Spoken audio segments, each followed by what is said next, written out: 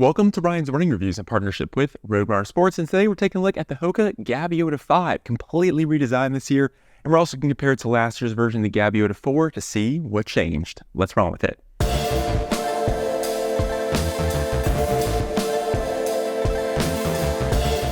Before we get started, I do want to say that these shoes were provided to me by Roadrunner Sports. However, no one had a chance to preview this video, and this file synopsis is my own. I'd also like to say please leave a like on the video and consider subscribing. Here we go. The Gaviota is Hoka's Max Cushion Max Stability Daily Trainer. It's essentially the stability counterpart to the Hoka Bondi, which is their Max Cushion Neutral Daily Trainer. So if you like the Bondi but wanted a bit more guidance, that is where the Gaviota comes in. And if you're someone who wants a stability shoe from Hoka but with a little bit less stack height compared to the Gaviota 5, you can go on down to the Arahi 6, which has a different kind of stability mechanism in the midsole, which we will talk about later, but a more manageable stack height. And the Arahi is basically the stability counterpart to the Hoka Clifton, which is extremely popular. So I hope that makes sense, kind of puts things into perspective. But the big takeaway here is the Gaviota 5 has been completely redesigned and becomes, I think, a more modern stability shoe, and I quite like the updates.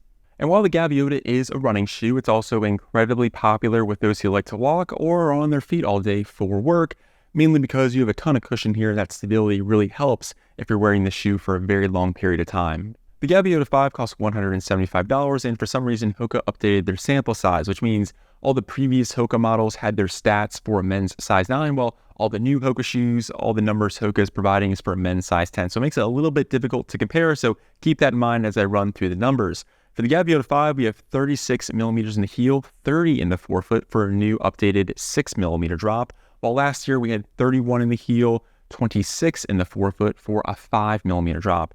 And I'm happy to report the Gaviota 5 lost a ton of weight this year. The Gaviota 5 comes in at 10.9 ounces for a men's size 10, and I think for a men's size 9, it's like roughly 10.5 ounces.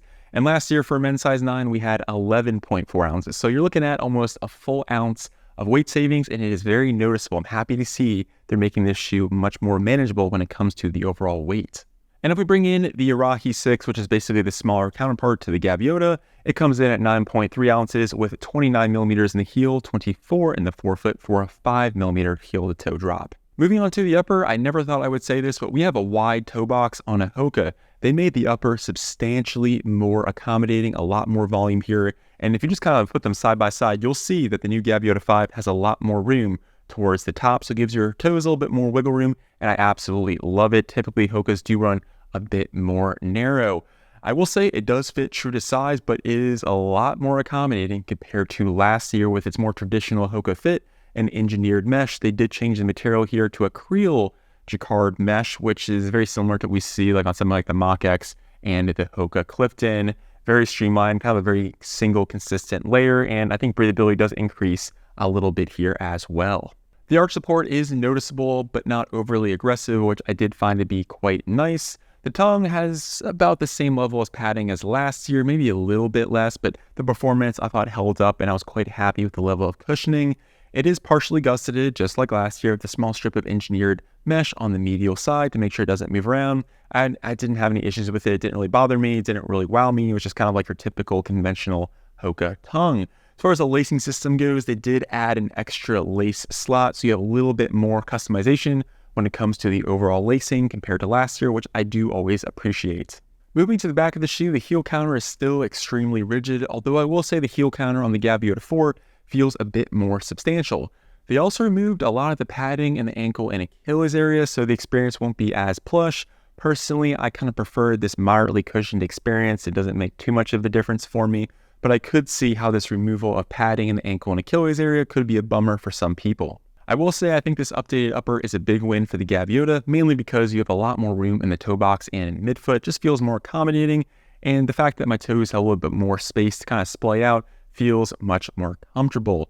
I will say the Creel jacquard mesh does increase the breathability just a bit, which is very much appreciated in these warmer months, and the fact we have an additional lacing slot I think helps the overall customization of the fit. I really didn't have any issues with heel slip or sliding. I think it does a good job of keeping your foot in place. The only minor drawback for some people might be the lack of padding, the reduction in padding in the ankle and Achilles area, but other than that, I think this upper is a big step, pun intended, in the right direction. Moving on to the midsole, Hoka is changing the way they provide stability in the Gaviota series. Previously, they used something called a J-frame, and now they're going to use something called an H-frame. So let's dive in. To explain the J-frame, I'll actually bring in the Arahi 6, and I think this colorway does an excellent job of highlighting the different kinds of foams in the midsole. If you flip it around here, you'll notice you have a white foam that extends partway up the lateral side, goes around the heel, and all the way up on the medial side, creating the letter J, which is why it's called a J-frame. Now, this white foam that is shaped like a J is going to be a bit more dense and keeps your foot from rolling inwards or overpronating, which is why this is a stability shoe. And as a fun side note, the Arahi 7, so the next version after this one I'm holding in my hand, will have the same tooling in the midsole and just a knit upper. I believe that comes out sometime in early 2024, kind of the January, February timeframe. So Hoka is not abandoning the J-frame stability mechanism, but they are changing it in the Gaviota series. So I just wanted to bring that up. And if we take a look at the Gaviota 4, we'll see a similar J-frame, but it is slightly different compared to the Arahi. And if we flip the Gaviota 4 around, you'll notice it has a more aggressive J-frame. It's a little bit hard to see, but it's the dark gray foam. It's going to be a bit more firm, wraps around the heel, extends up the medial side, and comes further into the forefoot, and is a bit more substantial compared to what we see on the Arahi 6. Towards the top of the midfoot, you can clearly see the difference on how much that J-frame comes underneath your forefoot. Moving on to the H-frame, this is Hoka's new stability technology built into the midsole, and it actually just debuted on the Hoka Stinson 7, which is a max cushion stability road/trail shoe. It's quite interesting. I did a full review on it. Go check it out. But I will say, after trying the Gaviota and the Stinson, this H-frame stability mechanism is completely different compared to the old J-frame technology we saw on the Gaviota 4. So what is an H-frame? Well, it's exactly what it sounds like. It's a stability frame shaped like the letter H, and I will put a picture on the screen so you can see exactly what I am talking about. This top layer of blue foam is going to be a bit more dense, so as you sink further into it, it gives you additional guidance. So in my opinion, I actually like this updated stability methodology because it's uniform on both the lateral and medial side, so whether you supinate, roll outwards, or pronate, roll inwards, it works in both instances.